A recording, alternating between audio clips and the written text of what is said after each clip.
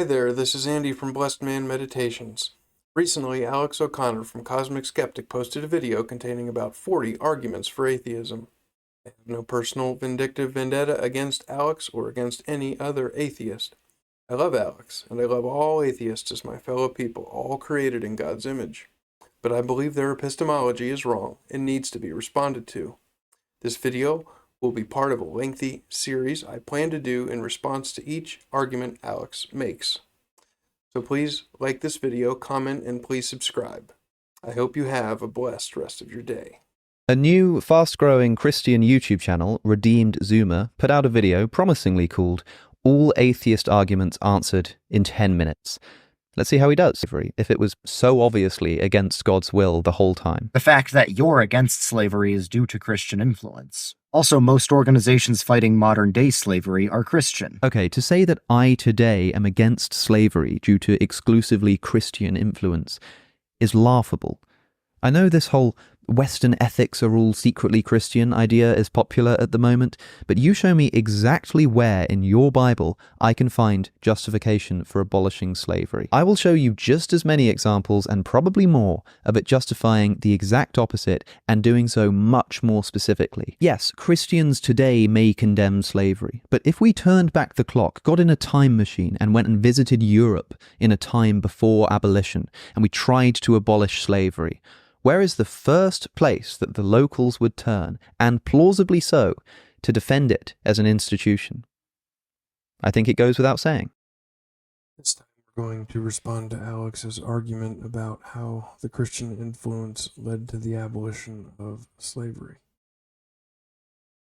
In this video, Alex claimed that Redeemed Zoomer was wrong, that the Christian influence was not as responsible as Christians would like people to think for the abolition of slavery.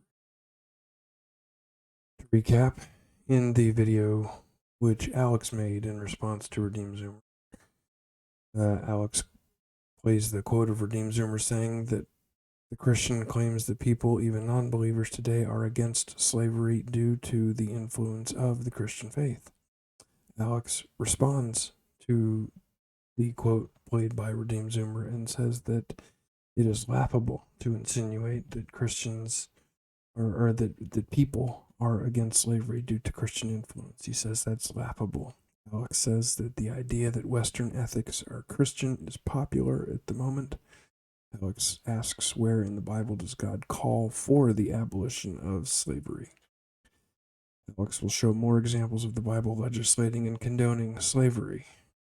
Alex said if we went back in time to a time when slavery existed, people trying to continue to enforce slavery would first turn to the Bible to prove that it should continue to be practiced.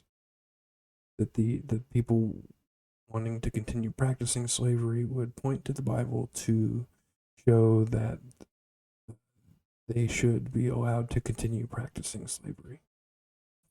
But there are problems with Alex's thinking, and this response will be part of how we're going to respond to those problems.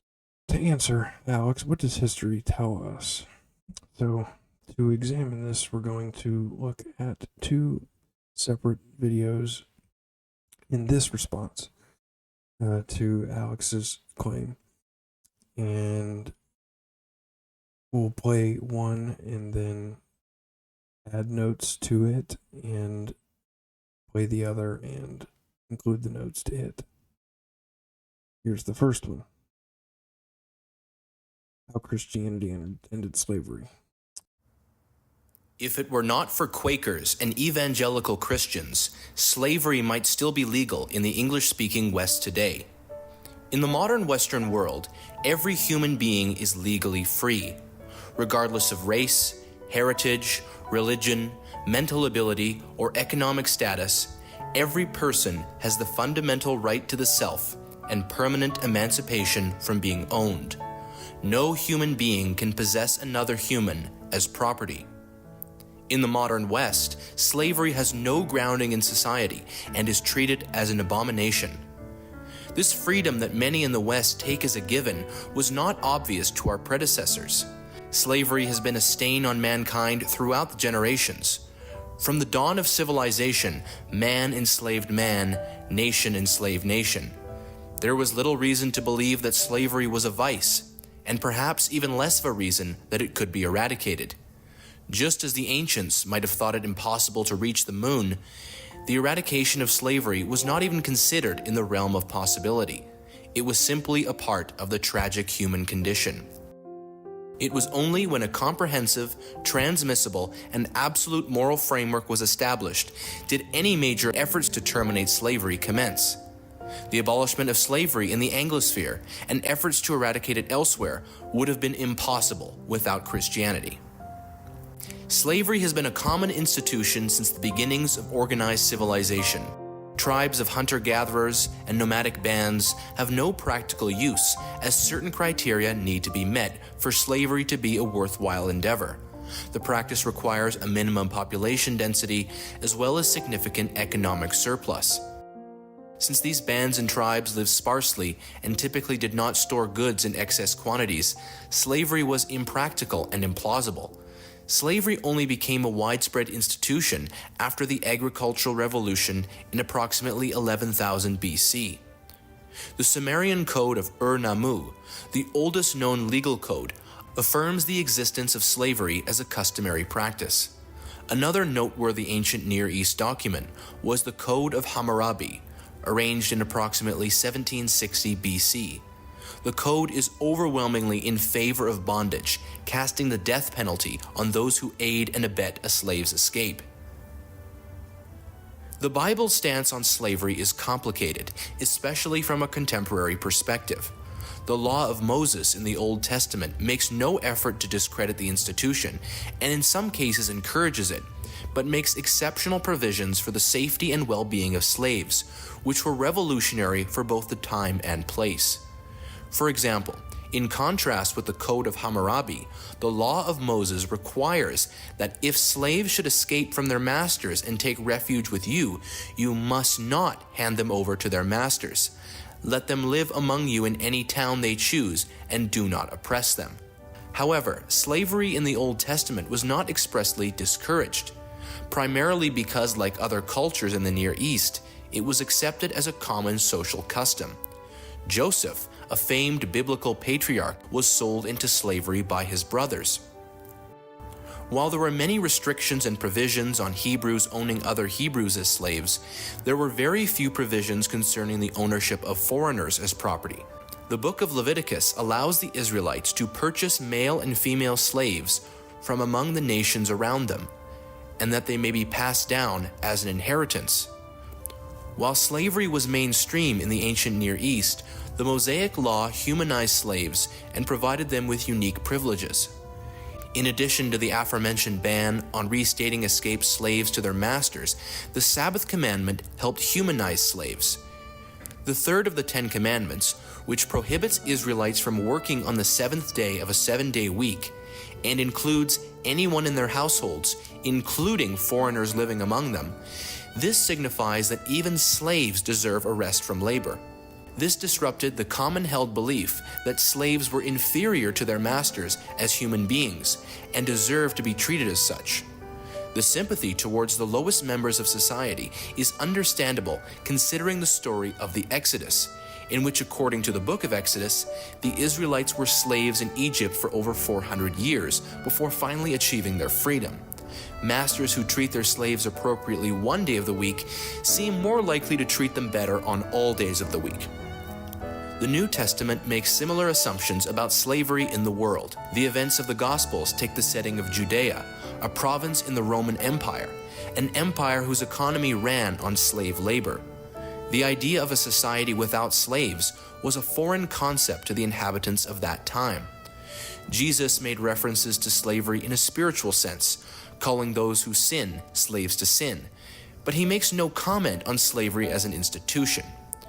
The purpose behind Jesus' teachings is not social reform or revolution, but a way to salvation. If a person experiences this by way of love and mercy, as the Gospels suggest, then they would not want to treat anyone, not even a slave, poorly. Jesus instructs that anyone who says he loves God but hates a brother is a liar. It's not until the epistles that instructions for slaves and slaveholders are given. Paul instructs slaves to obey their masters, and masters to treat slaves justly and properly. While abhorrent to a modern audience at first glance, the logic behind this is that good standing with Jesus is the main objective, and that can only be done through honest work, regardless of how unjustly that labor is organized within human society. Dishonest labor and poor work ethic, whether to a slave master or anyone else, is strongly discouraged in Christianity. Paul also condemns slave traders and kidnappers by grouping them in with liars, murderers, and other miscreants. The New Testament condemns the slave trade, but simply accepts the institution of slavery as a part of society, and only goes as far to provide guidelines for an ideal relationship between slave and master, but makes no attempt to dismantle the institution.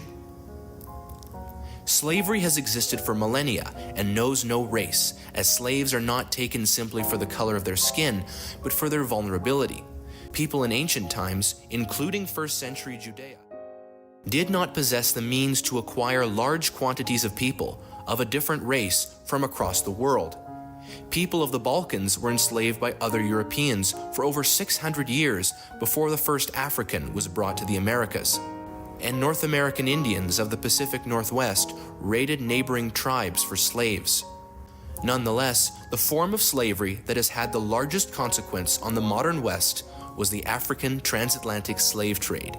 At the beginning of that slave trade, Africa was generally controlled and governed by Africans, who frequently raided and terrorized weaker neighboring tribes for slaves. When Europeans arrived, they bought the slaves on the coast and departed. Their lack of resistance to tropical diseases made it far too dangerous for Europeans to venture inland. The average life expectancy of a European in the interior was less than 1 year. They only arrived on the coast with a few men and a few ships, so they were in no position to defy the stronger African slave traders. Thus, with few exceptions, the Europeans had no means of capturing slaves themselves. While oftentimes slaves were treated brutally at their destinations elsewhere in the world, many Europeans and Americans were oblivious to the horrors of their enslavement by other Africans. Even those who bought slaves typically only saw the end result. As it had been for millennia, in the eyes of the public, slavery was a fact of the world, not a question of morality. Although not slaves, Europeans had been economically subjugated as serfs to their feudal lords for centuries. Many of the aforementioned Bible verses from the Old and New Testaments were used to justify slavery. Provided there was no conflict between the practices of slaveholders and Paul's instructions for them, many Christians found no moral conflict between slavery and Christianity. What was unique to the enslavement of blacks was the quoting of Genesis chapter 9, in which Noah curses his son Ham, as well as Ham's descendants, to be slaves to his brother Shem and Shem's descendants. Although the story seems to revolve around the biblical nations of Canaan and Israel, many slave owners and supporters of slavery use this passage as a deterministic justification for the subjugation of one race to another. The British Empire began its involvement in the transatlantic slave trade during the 16th century, and across the entire history of that slave trade, it was second only to the Portuguese in total number of slaves acquired. The Church of England was the state church whose leader was the British monarch, and the mixing of church and state affairs created dissent among some Christians. One group that rose to prominence out of this dissent were the Quakers, a group who emphasized the idea that the presence of God exists primarily within every person, rather than in monuments, politics, or public institutions. The Age of Enlightenment had swept across Europe in the 18th century. Thinkers of this movement emphasized a scientific and materialistic view of the world and dismissed the importance of Christianity. The Evangelical Revival, or the Great Awakening, was a backlash to the ideas of the Enlightenment. What separated evangelicalism from prior Christian movements was the enthusiasm and conviction to share the gospel outside of organized religion. According to the evangelicals, the Church of England had become stale, practicing Christian rituals but without the Christian ethos. The early evangelicals, however, had little interest in abolishing slavery, And when they did concern themselves with slaves, they were generally interested in their spiritual well-being, not their enslavement. The Quakers, however, were proto-evangelical in belief and largely opposed slavery. But the Test Acts of 1673 prevented Quakers and other nonconformists from taking public office. Evangelicalism, on the other hand, was interdenominational, and they tended to align themselves with the Church of England, rather than with the dissenters. As the evangelical movement grew and matured into the 19th century, evangelicals began to advocate for social reform by referring to the Christian conscience. A point of theology which the evangelicals emphasized was the imago Dei, or the image of God. The idea that all men are created in the image of God and equal in the eyes of God. Evangelicals considered activism to be essential in eradicating the world of sin. These reforms included keeping of the Sabbath, cracking down on vice, and the abolishment of slavery. Slavery was not recognized in British common law, so few in Britain participated in slavery directly. This made abolitionism a much easier social crusade than regulating a vice or telling people what to do with their Sundays. The Clapham sect was an evangelical group within the Church of England, led by parliamentarian William Wilberforce. For over 20 years, and with the help of the disenfranchised Quakers, the sect campaigned for the prohibition of the slave trade, and eventually the Slave Trade Act of 1807 was passed, which ended the slave trade in the British Empire and encouraged Britain to take action to abolish the practice in other nations. Slavery, however, remained legal in the British Empire afterwards. Evangelicals, including the Clapham sect, continued to campaign for total abolition. Although Wilberforce resigned from Parliament in 1826 due to ailing health, he was a strong supporter of the movement, and eventually the Slavery Abolition Act of 1833 was passed. Although temporary exceptions were given to allow slave owners a transition period, the law was fully implemented by 1843. Wilberforce's initiatives for social reform were not limited to slavery. In 1824, he was a founder of the Royal Society for the Prevention of Cruelty to Animals, RSPCA.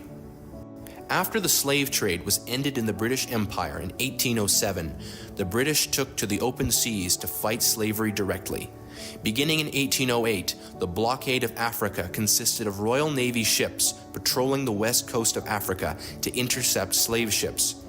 In total, 150,000 Africans were freed by the squadron, and one British sailor died for every 9 slaves freed. In colonial America, the Quakers became the first and most vehement critics of slavery. The United States was unique in the sense that, unlike their British counterparts, colonial America was populated by many of the British religious dissenters who fled the country. While slavery was a hot topic at the country's inception in 1776, with many vehement opponents, including the Quakers, abolishing slavery at this time could have made the formation of the Union impossible. Slaveholding colonies whose plantation economies relied on slave labor would not have agreed to join the new country. In the early years of the nation, the Quakers had multiple failed attempts at petitioning Congress to end slavery. Much like in Britain, the Great Awakening, or Evangelical Revival, inspired abolitionism in the North. No country ended slavery quite like the United States did. It was almost a century after the country's inception when the debate on slavery was decisively ended by the events of the American Civil War. Penned in 1776, the Declaration of Independence outlined that all men are created equal, and the Civil War was a fulfillment of that statement. During the conflict, one of the most popular war songs sung by Union soldiers fighting for abolition was a Christian hymn. Still an American patriotic song to this day, the Battle Hymn of the Republic sings of Jesus, with its most pertinent lines singing, "As he died to make men holy, let us die to make men free, while God is marching on." Although there is no legal basis for slavery in the West today, and culturally it is seen to be abhorrent, slavery still exists in underground economies, as well as in other countries. Alongside the transatlantic slave trade, the other component of the African slave trade was the enslavement of Africans by Arabs. More African slaves were exported to Islamic nations than shipped across the Atlantic. Consequences of the Arab enslavement of Africans affect the world today. For example, Mauritania only abolished slavery in 1981, but its government admitted it is still practiced today, with government officials being caught holding slaves.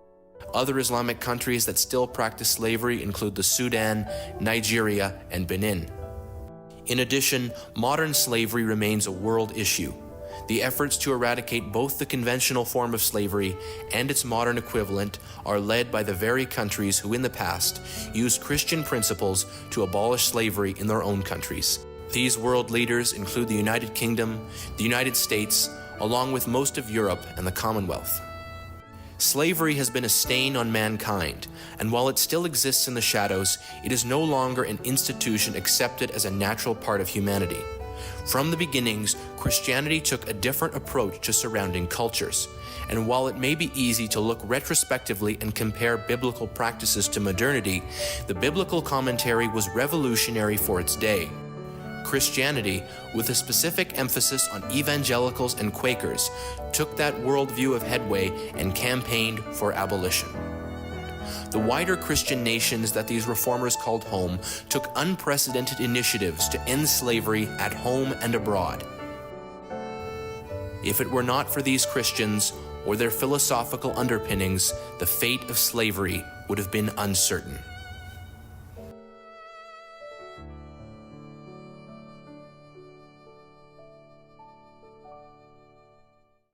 In the video, we find that slavery used to be a normal part of every civilization in the ancient world.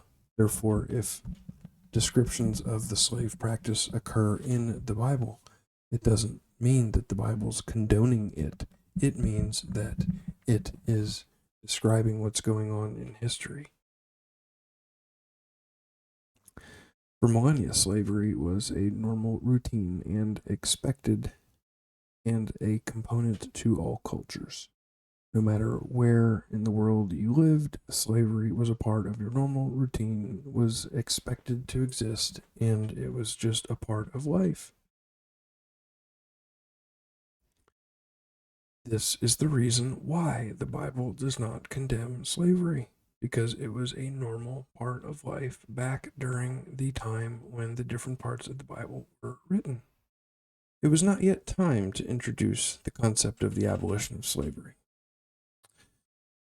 to the people who lived in the generations when the events of the Bible transpired, because slavery's existence was normal. Slavery's existence was not considered to be problematic. Slavery's existence was expected because that's all the people knew. When the time would come for slavery to end, after the Bible was finished being written, Christians would lead the charge in the abolition of slavery.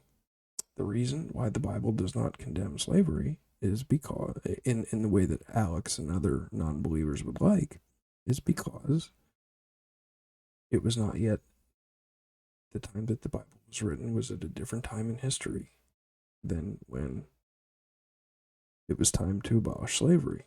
But Christians led the charge in the abolition of slavery using biblical principles. The existence of the institution of slavery required a minimum population density and a significant economic surplus. Slavery did not used to be widely practiced and became a widespread institution only after the agricultural institution in approximately 11,000 BC. Once there was need for agricultural help, then slavery became more commonplace. The Sumerian Code of Ur-Nammu, the earliest known legal code, affirms slavery as a customary practice. So here's something other than the Bible that is legislating slavery.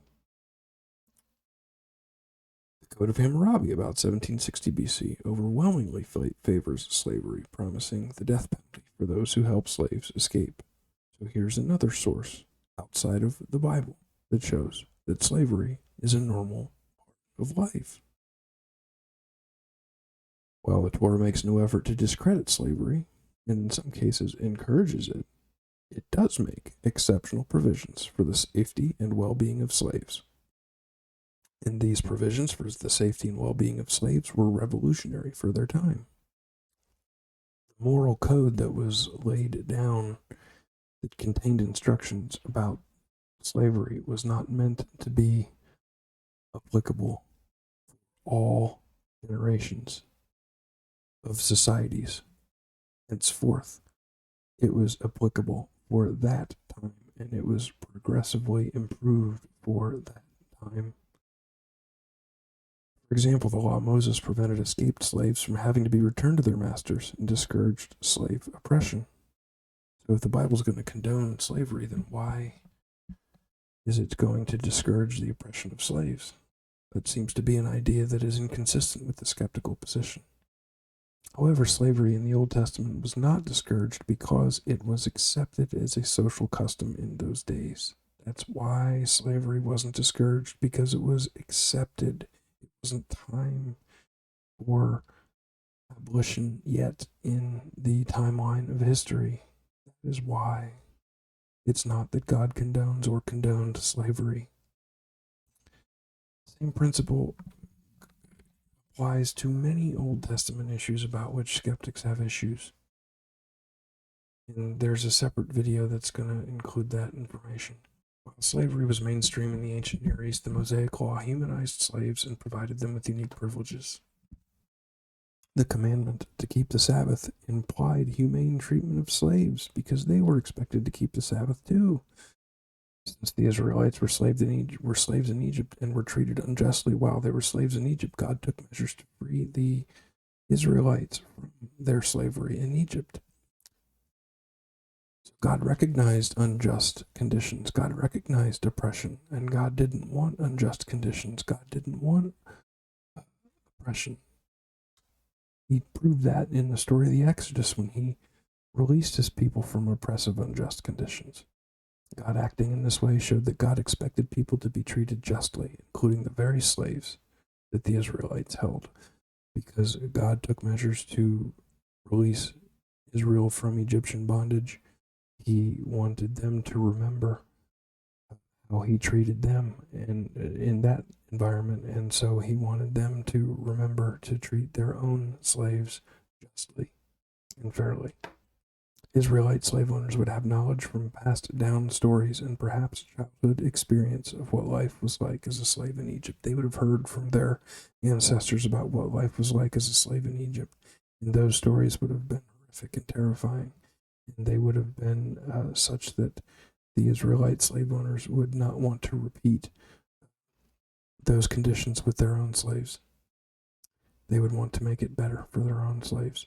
This knowledge would lead Israelite slave owners to treat their own slaves in an ethical manner. Just like the Old Testament, the New Testament likewise assumes that slavery was a normal practice during the era when the New Testament was composed. So the New Testament doesn't condemn the practice because, again, it was just a normal part of life when the New Testament was written. The economy during the Roman Empire was dependent upon slave labor. So the New Testament was an entirely different setting than the Old Testament. The New Testament was completely different from the Old Testament in that it was a different world, just like it's a different world that we live in the 21st century than it was 2,000 years ago. A world without the existence of slavery during the Roman Empire was not conceivable. A world without the existence of slavery during the Old Testament, during the ancient Near East, was inconceivable. Jesus called those who habitually sinned slaves to sin. Jesus calling those who habitually sin slaves to sin is not condoning slavery. Calling someone a slave to sin is not condoning slavery. Jesus did not come to bring social reform or revolution, but to teach the way of salvation. So because he did not come to bring social reform or revolution, it was not his purpose to abolish slavery. It was his purpose to teach the way of salvation. As a result, Jesus did not comment on slavery as an institution, but the principles that he did lay down, laid the foundation for the abolitionists to make their case for the abolition of slavery. People who embraced Christ and the gospel would take Christ's teachings to heart and would not want to treat slaves poorly. And they would ultimately end up leading the charge in the abolition of slavery. Jesus does not instruct slaves or slaveholders, but he leaves those who came after him to do that. The New Testament epistles contain instructions towards slaves and slaveholders elsewhere. Paul instructs slaves to obey their masters and instructs masters to treat slaves justly. So it wasn't just important for slaves to obey their masters, it was important for masters to treat their slaves justly. The good standing with Jesus was the main objective at the time. This is why there was no overt condemnation of the practice of slavery in the New Testament, because that was not the primary goal of the first century church, to abolish slavery. Abolition was not the main objective of the newly forming church at the time the New Testament was composed. Instead of abolition, which would be a positive consequence of the birth of the church, while the New Testament was still being recorded, the New Testament accepts the institution of slavery as a part of society and gives guidelines for slaves and masters to relate well to one another, but makes no attempt to dismantle the institution. The African Transatlantic slave trade had the largest impact on the West. When the slave trade began, Africa terrorized others to acquire slaves. Many Europeans and Americans were oblivious to the terrors Africans inflicted upon their own of African slaves. Slavery was a fact of the world, not a question of morality. Many Christians found no moral conflict between slavery and Christianity. Many people used Genesis 9 as a text to justify slavery as a practice to subjugate one race to another. That sounds like a wrong interpretation of Genesis 9. The British Empire began its involvement in the transatlantic slave trade during the 16th century and took full advantage. The Quakers were a group that dissented from the British Empire. Quakers taught that God's presence exists within people rather than in material monuments or immaterial politics or public institutions. Then the Enlightenment came and emphasized a scientific and materialistic view of the world and dismissed Christianity, and that's what we're living in today. The Great Awakening was the Church's response to the Enlightenment, and it emphasized evangelism. The Church of England had become stale, practicing Christian rituals without the Christian spirit. Early evangelicals were more concerned with the spiritual well-being of slaves and not their actual enslavement. It wasn't time yet for abolition of slavery. Quakers came along and largely opposed slavery, but they were prevented from taking governmental offices that would have given them the ability to overthrow things like slavery. You can see how Christianity, gradually, over time, its influence is increasing, and it's going to lead to the abolition of slavery. In contrast, evangelicals aligned with the Church of England, who did not want to abolish slavery like the Quakers did. Finally, in the 19th century, evangelicals began to advocate for social reform by emphasizing God's image upon people. Part of emphasizing that man was created in God's image emphasized that man was equal in God's sight. Evangelicals advocated for several social and religious reforms, including slavery. The abolition of slavery. Slavery was not a part of British common law, so slavery was not widely practiced. The Clapham Act, the Clapham sect, an evangelical group within the Church of England led by William Wilberforce, campaigned for the prohibition of the slave trade, and in 1807, the Slave Trade Act of 1807 was passed, which ended the slave trade in the British Empire and encouraged Britain to abolish slavery in other nations. Slavery was not abolished immediately, but people kept trying to get slavery abolished.